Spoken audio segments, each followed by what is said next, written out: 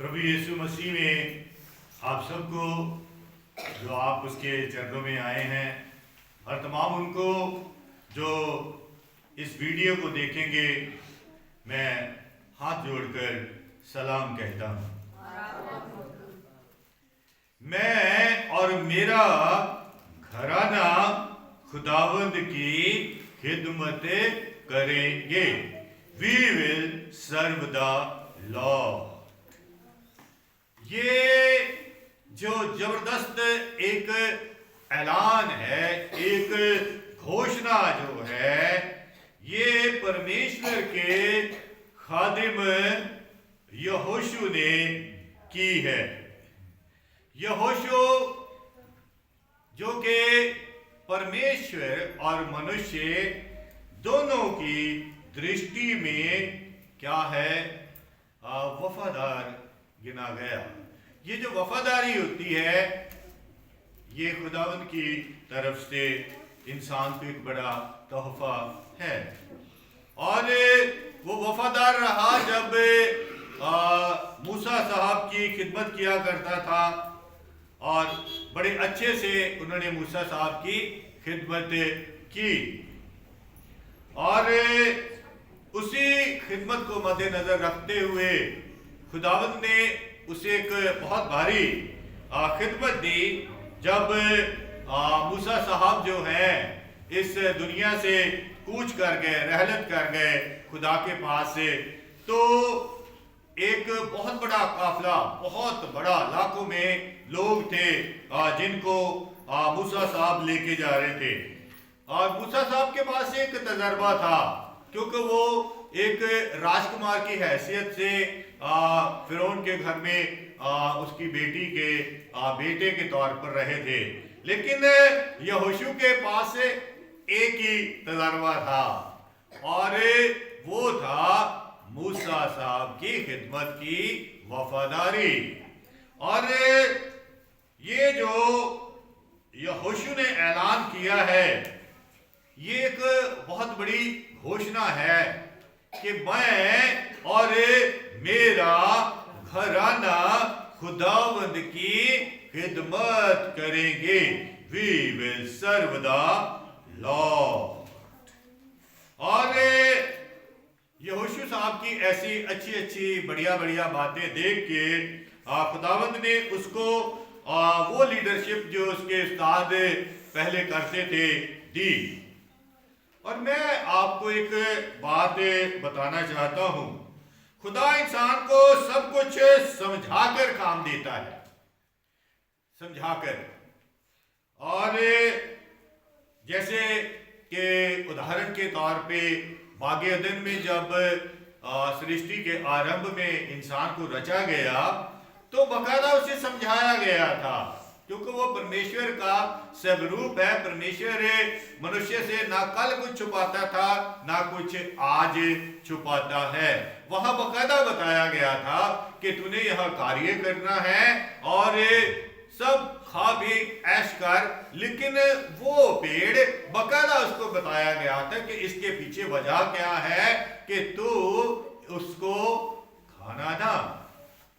और यहां भी जो है यहोशू साहब को बकायदा ट्रेनिंग दी गई।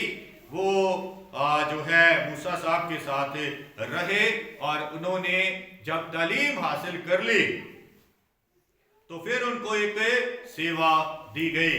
मेरे मन में आ रहा है, हमारे वहां ग्राउंड में एक पास्टर जी हैं, एरिक मसीह उनका नाम है।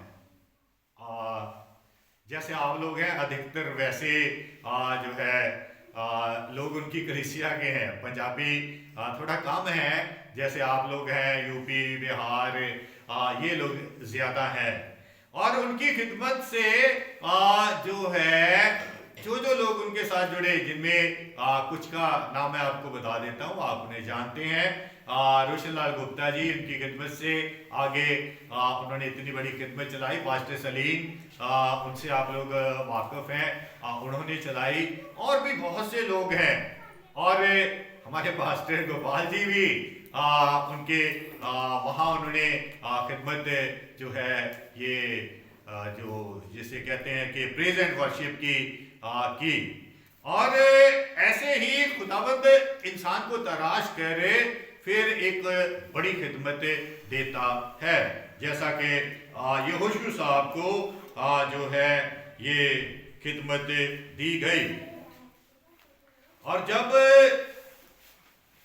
यहोशू साहब को ये सारी खिदमत दी गई तो एक बड़ी कौम जिसके लिए खुदा ने अहद बांधा था, उनके जो बुजुर्ग थे अब्राहम साहब, उनसे उन्होंने अहद बांधा था। और खुदा जो है वो अहद बांधता है और उसको पूरा भी करता है। और वो चाहता है कि मनुष्य भी जो है उसके साथ अहद बांधे, और वो सामर्थ्य देता है, शक्ति देता है, कुव्वत देता है, बुद्धि देता है, जिंदगी देता है कि आप और मैं उस अहद को क्या पूरा करें। और ऐसे ही ये यहोशू साहब ने भी एक अहद बांधा है, मैं और मेरा घराना खुदावंद की खिदमत करेंगे, we will serve the Lord. और खुदा ने जो अब्राहम साहब से अहद बांधा, जिसका वर्णन अभी आपके सामने पढ़ा गया है, निर्गमन जो है 40 से 41, वो बयान करती है कि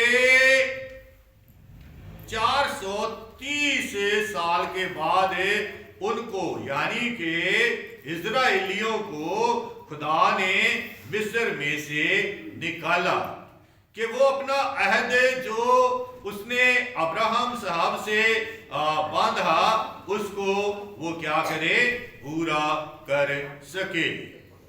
और जब अब्राहम साहब को उन्होंने एक बड़ी उनमें खूबी देखी कि जैसे आज है वैसे उस समय का माहौल भी था, और उसके इर्द गिर्द जो माहौल था वो उनको नागवार गुजरा।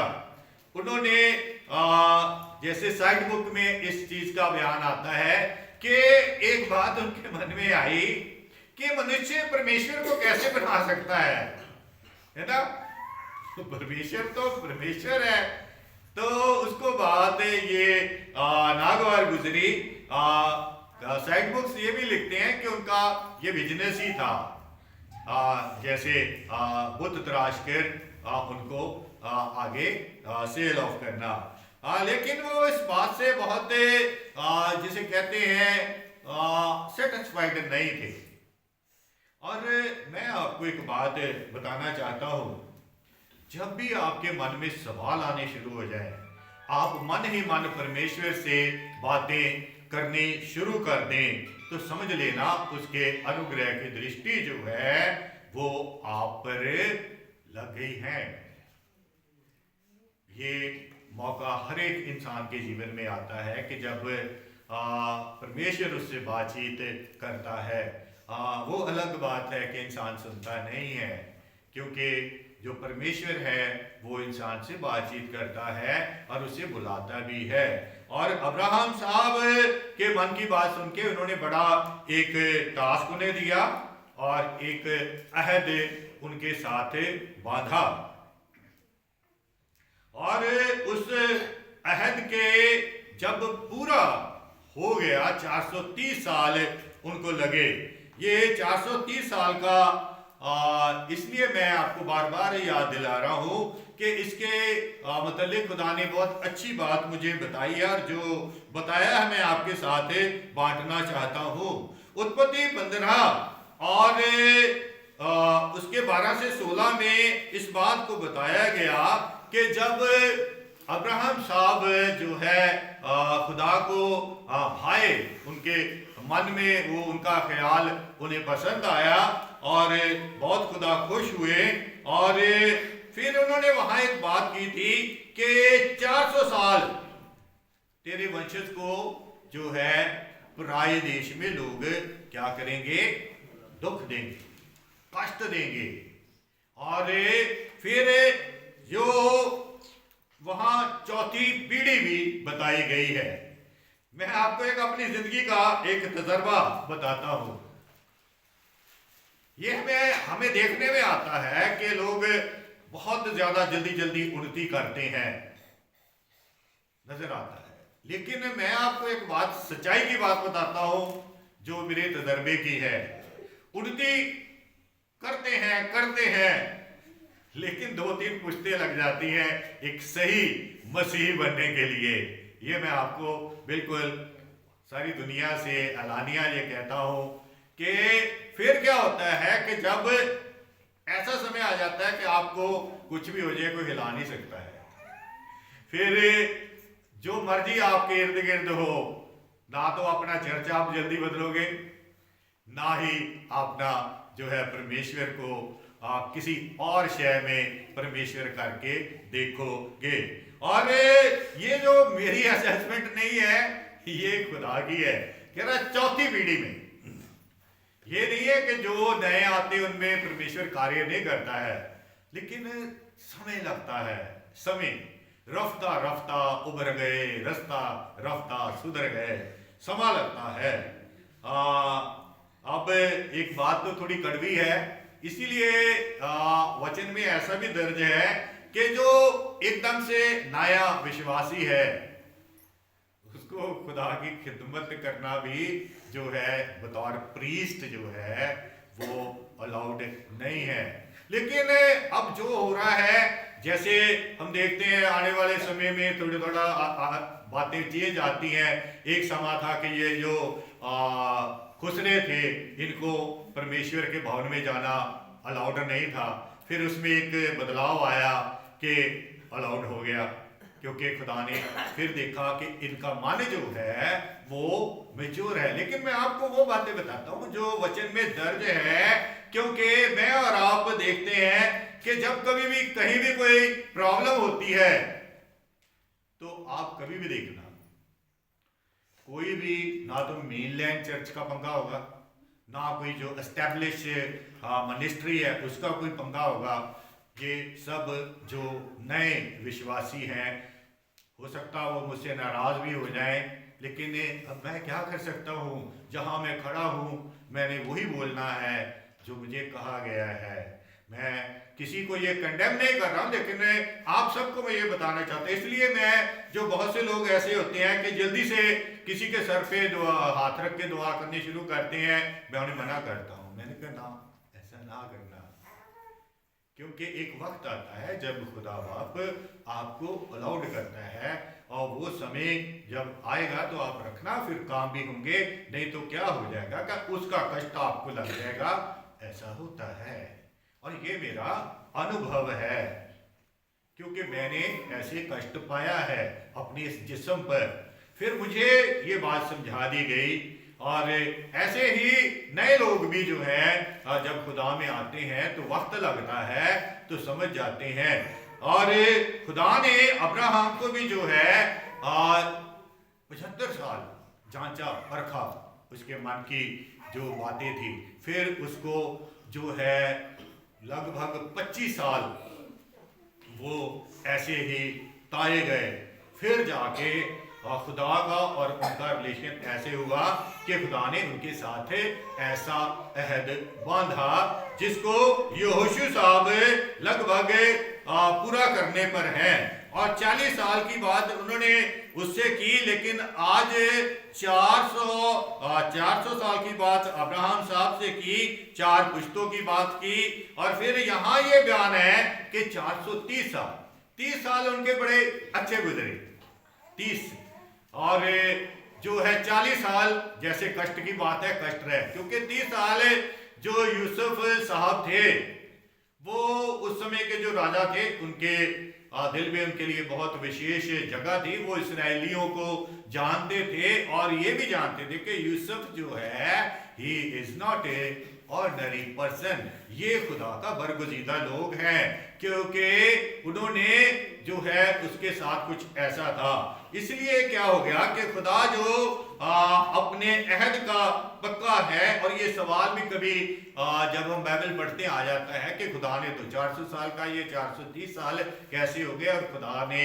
अनुग्रह किया कि मैं आपके साथ ये बात बांट सकूं, क्योंकि 30 साल का जो पीरियड था वो बहुत अच्छा बीता, जिसमें यूसुफ साहब वहाँ के प्राइम मिनिस्टर बन गए, फिर उनके माता पिता भी वहाँ आ गए। फिर उसके बाद काफ़ी समय तक, जब तक यूसुफ रहा तब जो है समय अच्छा ही, लेकिन उसके बाद जो है ये हुआ। और आज वो अहद पूरा करने का समय आ गया है। और यहोशू साहब जो हैं वो इजराइल को उस मुल्क से जिसके लिए कहा गया था वहां कष्ट भोगेंगे। और फिर क्या होगा कि खुदा उनको वहां से लेके आएगा। ये जो बाइबल है बहुत कुछ बोलती है, बहुत कुछ बोलती है। इंसान क्या है कि अक्सर ऐसे होता कि थोड़ा उतावला होता है, वो चाहता है कि मुझे एकदम से जो है मेरे कर्मों का जो मैं अच्छा कार्य करता हूं उसका जो है प्रतिफल मिल जाए। लेकिन बाइबल में बताती है कि अजर तो खुदा के पास है, लेकिन समय लगता है। इसलिए कहते हैं कि जो धीरजवंत लोग हैं वो पृथ्वी पर राज्य करेंगे, क्योंकि धैर्य अपने आप में एक ताकत है। और इन लोगों ने जो बकायदा 430 साल आप अंदाजा लगाएं। आजकल लोग 4 दिन में भूल जाते हैं, संडे का मैसेज अगले संडे याद नहीं रहता है।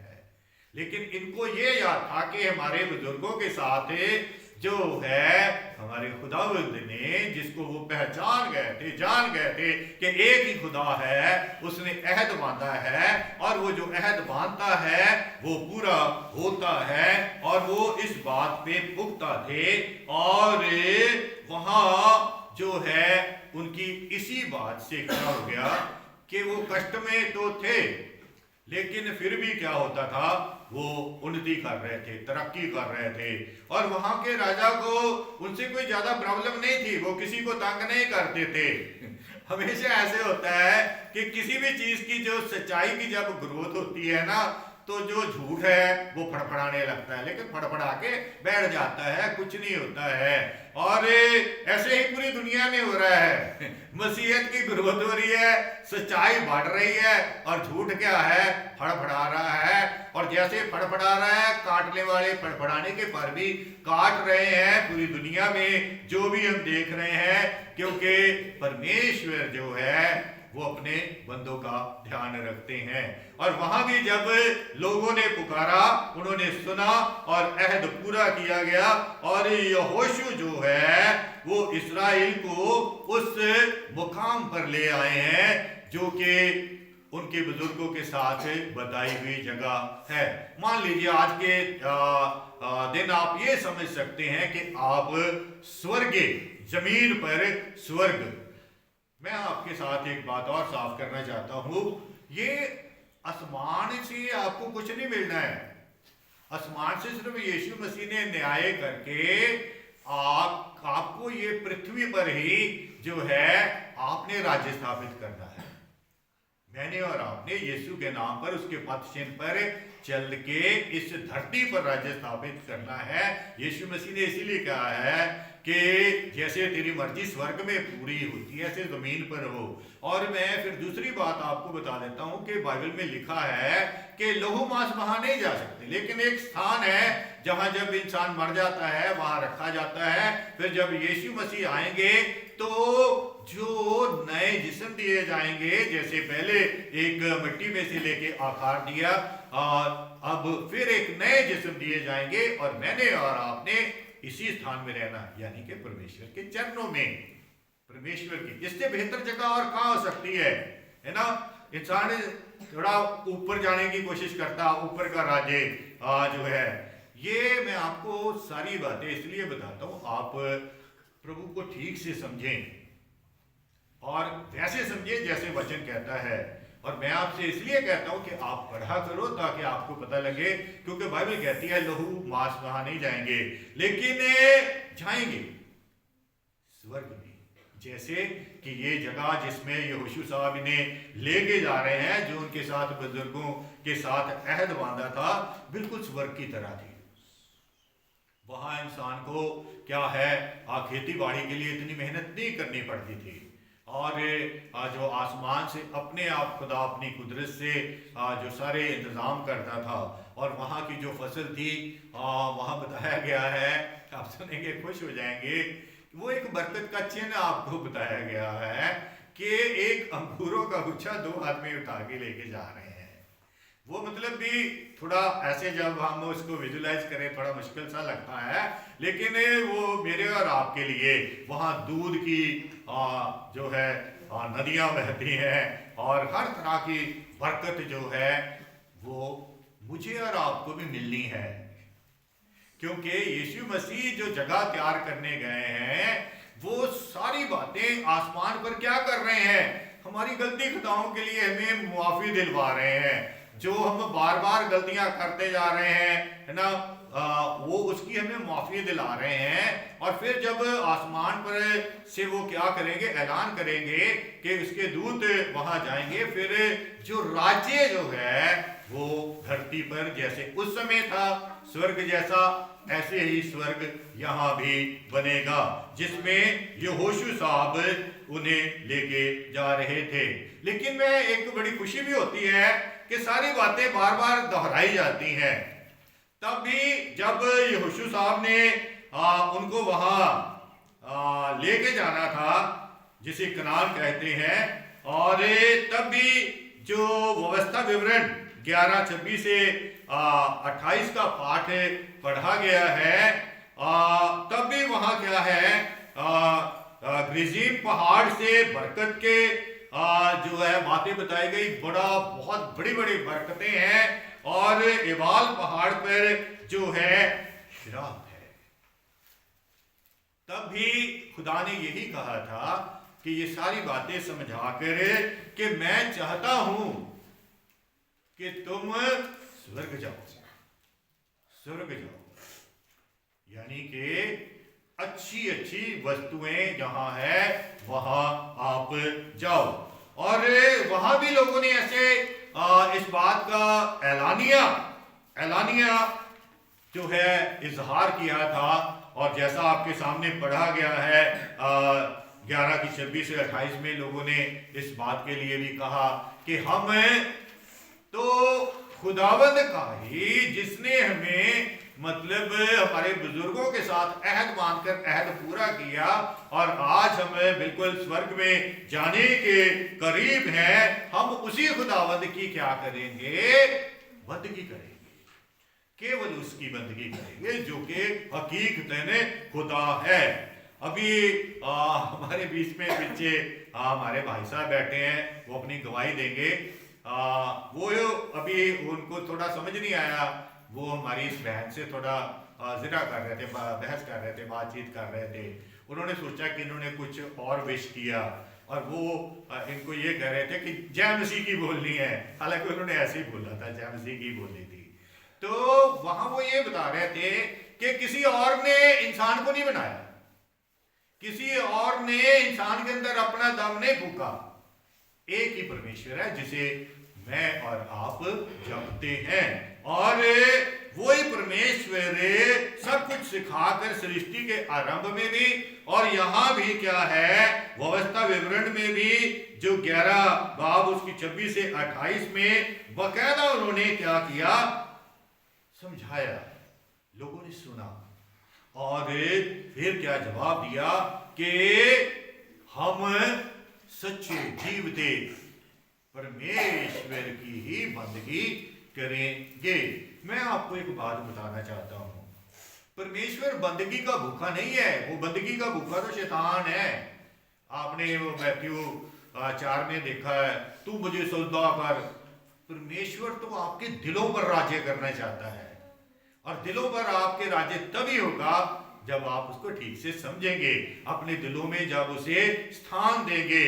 और जो है दिलों में स्थान देने से क्या होता है, फिर हम सही से परमेश्वर के पाके चिन्ह पर चलते हैं।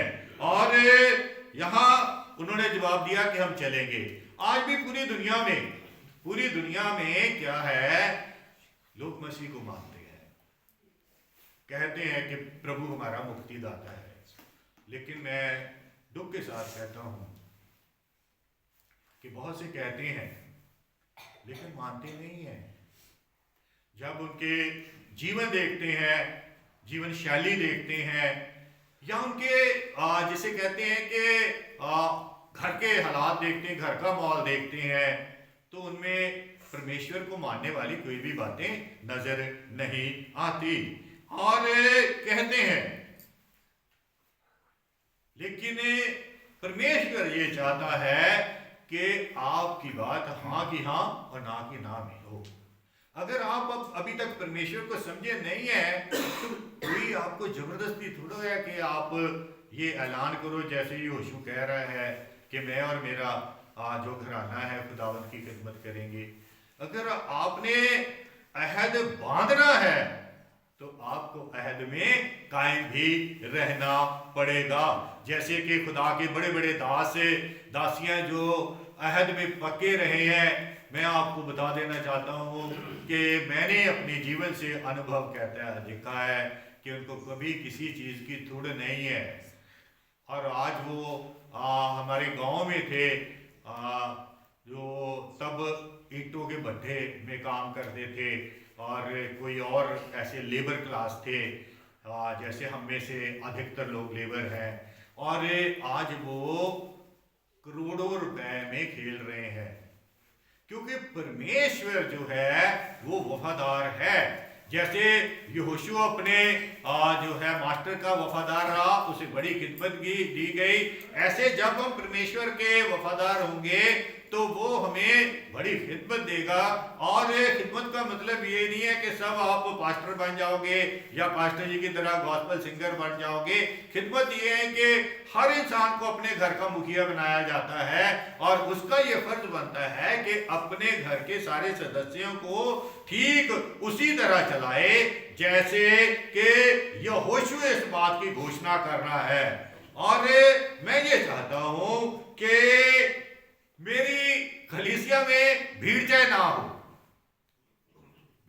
हो, है ना, लेकिन जितने लोग हो, मैं शुरू से ये बात कह रहा हूं, मैं शुरू से एक ही बात कहता हूं कि जितने लोग हैं, मेरी दिल से दुआ है कि वो एक ऐसे पिलर बने जिसमें बड़ी बड़ी कलीसिया हो, और ऐसे परमेश्वर के दास बने कि कल लोग इस बात का जो है खुलासा करें कि देखो वो माता प्रसाद जी के बच्चे कैसे वो परमेश्वर में बढ़ रहे हैं, देखो राज बहन के बच्चे कैसे परमेश्वर में बढ़ रहे हैं, देखो वो संजना की बेटी और बेटा। मैं आपको बता देना चाहता हूं, आप परमेश्वर में बढ़ेंगे और परमेश्वर जो के बुलंद है, त्रिलोक का स्वामी है, वो आपको बढ़ाएगा, वो आपको बढ़ाएगा। और आपके पास इतना धन, इतनी मतलब भी आपके पास दौलत होगी, आपको पता भी नहीं लगेगा भी आपके पास कितनी है, आप गिनना बंद कर दोगे। क्योंकि ऐसा वर्णन है कि यूसुफ साहब के समय में खुदा ने इतनी फसल की, उसने गिनना ही बंद कर दिया। वो कह रहा है बस बंद करो, खुदा की रहमत है। और फिर उसके बाद उसने जब बांटा तो पूरी आजू बाजू के मुल्कों को उसने क्या किया, वो दिया और उनका पेट भरा। आपको भी परमेश्वर ऐसे ही देगा और मुझे पूरा विश्वास है। लेकिन एक बात है कि जैसे मैंने अभी 3 परिवार ऐलानिया डिक्लेयर किए हैं, आपको भी आज और इसी वक्त जो यहोशू साहब की तरह ये ऐलान करना होगा कि मैं और मेरा घराना जो है वो खुदावंद की खिदमत करेगा।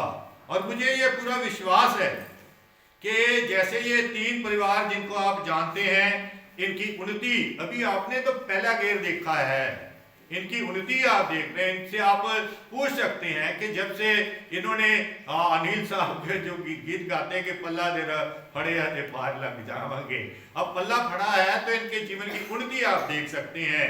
तो मैं चाहता हूं कि जितने और भी लोग हैं या और जितने लोग वीडियो देख रहे हैं, जिन जिन कलीसियाओं से भी उनका रास्ता है, वो अहद बांधे, अहद को पूरा करें, सामर्थ देगा।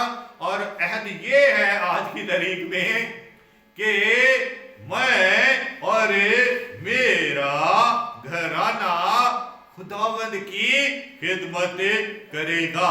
We will serve the Lord.